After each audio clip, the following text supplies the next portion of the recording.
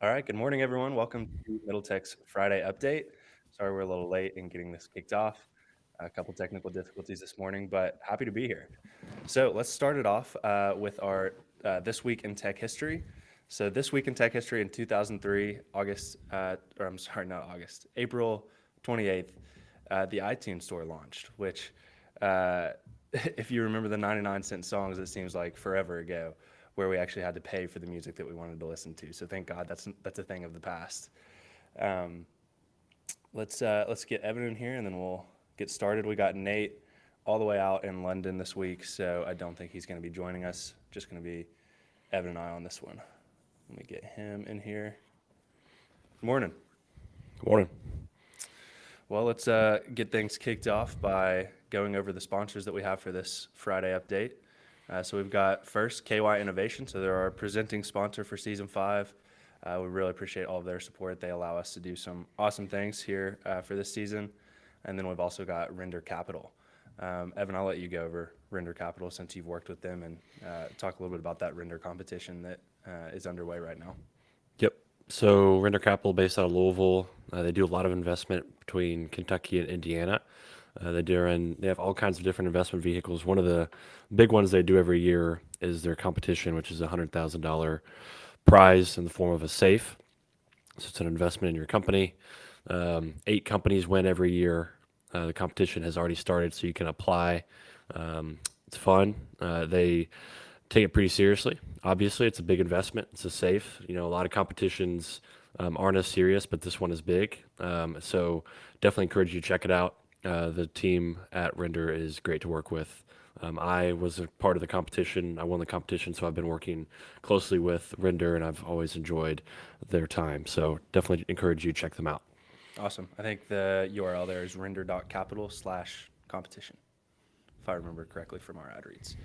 Yep. Cool. Well, let's dive into these stories. We're going to discuss some stuff going on with Apple and the way that the supply chain problems have been affecting them, as well as Airbnb and them going fully remote. And I guess we'll try to resist talking about you know who acquiring Twitter, since we've talked about that for like the past 3 or 4 weeks in a row.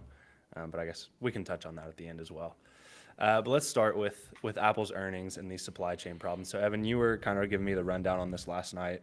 What's going on? Why is this significant? Let's talk about it. Yeah, so they reported their earnings. They had pretty good earnings, so they beat estimates pretty significantly. Um, they had about 97 billion dollars in revenue versus the 94 estimated. Their total revenue is up 8.6% year over year. You got to think this company is having quarters where they're almost having $100 billion in revenue at this point. Pretty crazy. Just so you guys can understand how big the different segments of their business are, iPhone revenue was $58 billion. Services revenue, which is all of their subscriptions, was about $20 billion. The Mac laptops and computers were $10 billion. iPad was about $7.6 billion of revenue. So pretty wild numbers. One of the big news pieces to come out of their earnings was their CFO said that they are expecting sales to be hurt by about $4 to $8 billion due to supply chain issues. So that's a lot of money for even Apple, but in the grand scheme of things, it's just a roadblock or a small bump in the road for Apple. $4 to $8 billion is what a lot of companies make in revenue total. Actually, not a lot of companies make that much money, but they that's just a small blip in their radar of their earnings. So just something to notice that even Apple is not immune to the supply chain issues going on around the world right now. Yeah, I mean, it just really puts into perspective how massive that company actually is. What did you mention how much cash they had sitting on hand, like 200 billion, just sitting Yeah, waiting to be deployed on something? they've got about $200 billion in cash. So what they keep doing is they keep doing stock buybacks because they Mm-hmm. just don't know what to do with that cash. So they're just buying more of their own shares so they can increase their own equity position in their own company. Um, so you know that's $90 billion worth of stock buybacks is not a little amount. Yeah, no, we were talking last night. It's like Tim Cook is the only. I assume he's a billionaire by now. He's the only billionaire, or Apple's the only company rather that's not trying to join in on the space race with all the other top dogs like Elon and Jeff Bezos and Richard Branson. But I think it's interesting that we're still seeing all these effects of this supply chain that was kind of kicked off by COVID in the first place. I mean, that's one of the things that whenever I was doing the podcast about the human colossus and the interconnection of the world and all the different markets and everything, that was one of, I guess, my most significant takeaways is how interconnected and fragile everything is. I mean, one issue in the global supply chain, 3 connections down from Apple's end user is affecting so many people and affecting a massive company like Apple. I mean, even Apple's not immune to it. So I'm wondering, when does this get fixed? Because there's still a lot of COVID stuff going on in China, and we saw this stuff with Shanghai getting shut down, and even that's having effects as well. And then we've got even material shortages that are starting to pop up for things like semiconductors. So it's just one of those things. It's like nobody can control it, but it can have some wild effects on down the supply chain. Yeah, I don't think it's going away anytime soon. I think it's going to take years for our supply chain to be modernized, to bounce back from the shock that COVID gave it. So many people have moved around the world, so many businesses were shut down, and now they're having to catch back up to meet the demand. So it's going to take. I think it's going to take years, and because of what happened in the shutdowns, everybody got used to e-commerce and ordering things online, and the supply chain just can't handle it. They're just the ports aren't ready for it. There's not enough shipping containers. There's going to have to be a readjustment. Yeah, I think one of the things that I've been following that I think is the most interesting with these shortages is just the chip shortages, because you don't realize that as we take every aspect of our lives online or connect it to a computer in some way, shape, or form, whether that's cars, whether that's our devices that we use every day, Internet of Things devices that we try to connect to the internet, all of these require chips. And like the current global capacity for producing chips, we're starting to fall behind, especially with with these factories shutting down for COVID, a lot of them being in China and places like that. We literally just cannot build factories quick enough to meet that demand that is currently there. So like Evan said, I don't think this is something we're going to see go away anytime soon. And it's just something to pay attention to, because one little kink in the supply chain can have rippling effects all across the global economy.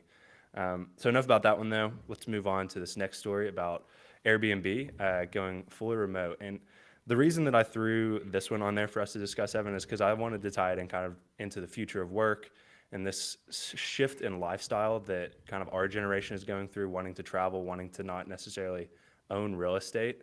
So I guess to kick off the conversation, let's start by talking about it from the perspective of being a fully remote company. So that's kind of how you're starting your company, Simba, right now.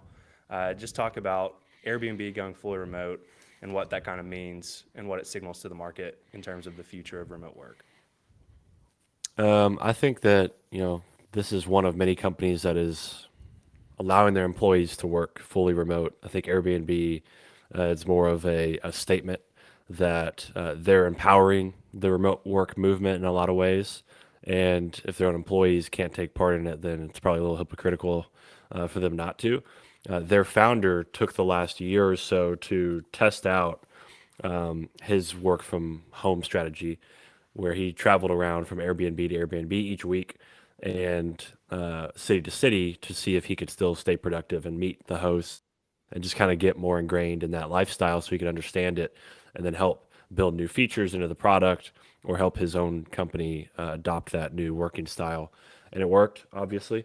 And so I think it's just a signal to companies to have to accept that if they want to stay competitive related to talent. So, our company, we're not able to hire all local talent. I'm not sure many tech companies in Kentucky can. If they are, then they're probably going a little too far out of their way. I think today's day and age, you got to be able to hire remote because the talent is now spread out. And if you want to compete for talent, you got to be able to accept the fact that your talent isn't going to be in the office, and you got to figure out a way to accommodate them. And that's what we're having to do. So our company is split between Louisville, Lexington, and now we just hired somebody down in Tennessee. So we're going to have to work as a remote business. And there's a lot of challenges that come along with that. How do you build culture? How do you collaborate effectively? How do you make sure that your employees are working in a way that is conducive to innovation and fast product launches. It's just something to look out for. Some people work better remote. Some developers in particular work better remote because they can work and focus without having to have any distractions in the office. So it's something to adopt. I think every company's got to think about it, and it's hard at first. Yeah, our company is the same way. We've got a developer out in LA. I think that's our only remote developer, and then we've got a couple of remote employees, one in Atlanta and one in Oregon. But it works pretty well for us, so we're kind of split. If you're in Lexington, you're expected to come into the office. Of course, if you're in a different city, then you're fully remote. I'm under for me personally, coming into the office is what I enjoy. That's how I build culture. That's how I connect with my coworkers. So I'm reluctant to ever be part of a fully remote company that doesn't have any sort of office presence or in-person presence, because that's where I get that energy from being around other people.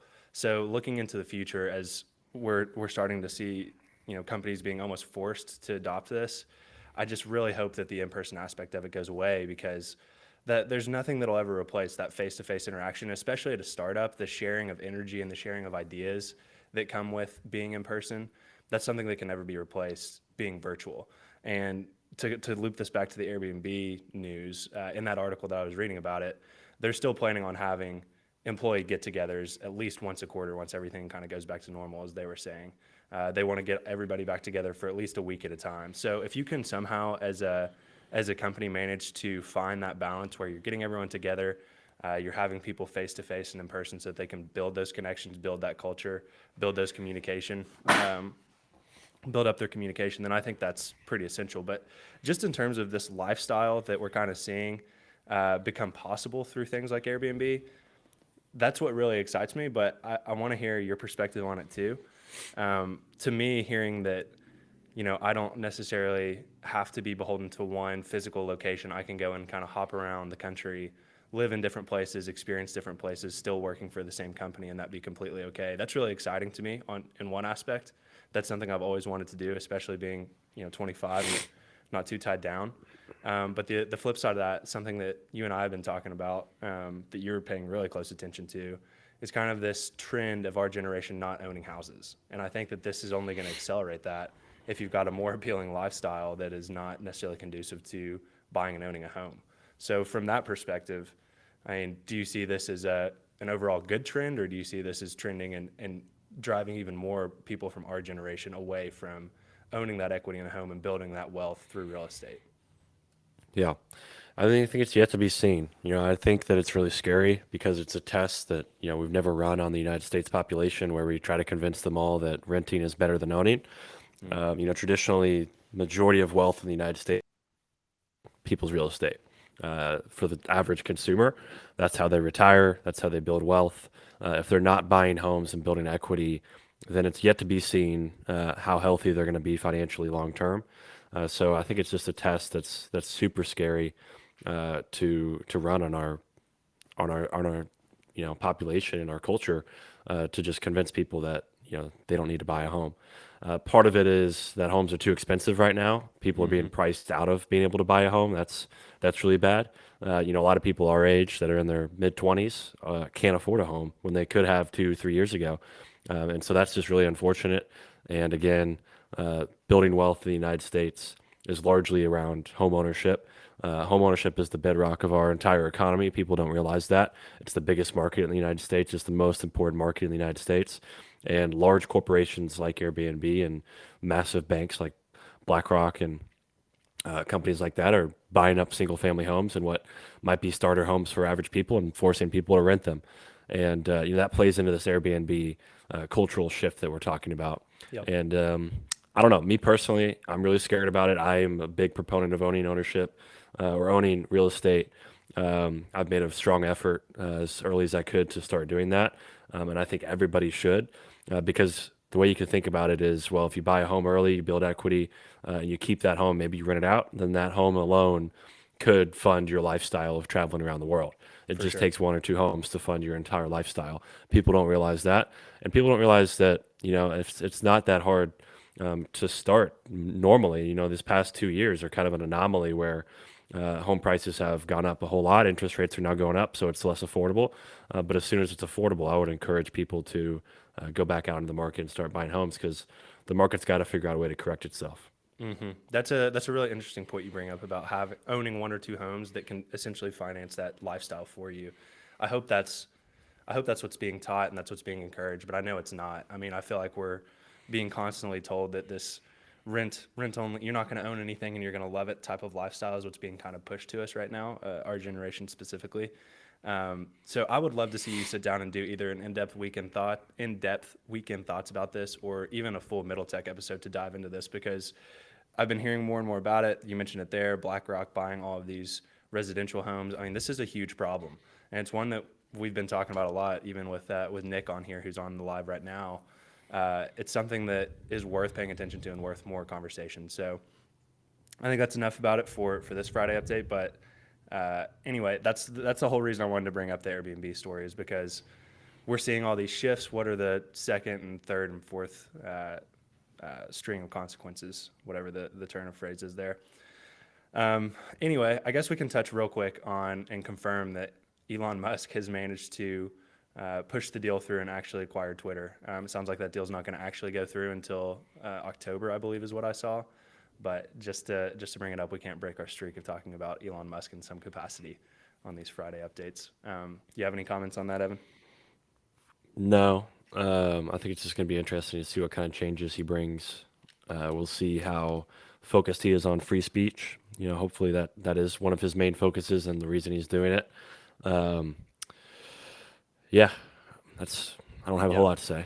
I don't think there's a whole lot needed to be said just yet until we start seeing the changes and how things are affected by this. So we'll wrap it up there.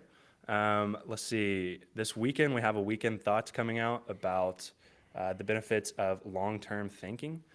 So I know that's one of Evan's big things that he preaches on, is you got to have a long-term mindset. So we have that weekend thoughts episode coming out tomorrow. On Monday, was that? Who did that? I wish I knew. Thanks for calling me out on it. I was going to try to slide by without naming who did that one, but Well, it wasn't either of us, so maybe it was Nate. Nate. It is Nate. I was looking on our Anchor account and couldn't see it at first. So Nate's got that weekend thoughts coming out on Saturday. On Monday, we have an awesome interview coming out with a UK alum that's down in Arkansas doing some awesome stuff. So a startup ecosystem that we might normally not venture to, but he reached out to us and had a pretty cool story about starting his companies. So that is Rick West. He's building a company called Field Agent and having a lot of success doing that, and just has a lot of wisdom. So we're excited for you guys to listen to that one on Monday. Other than that, I think that's all we got for you guys. Hope everyone has a great Friday. We'll see you next week. See ya.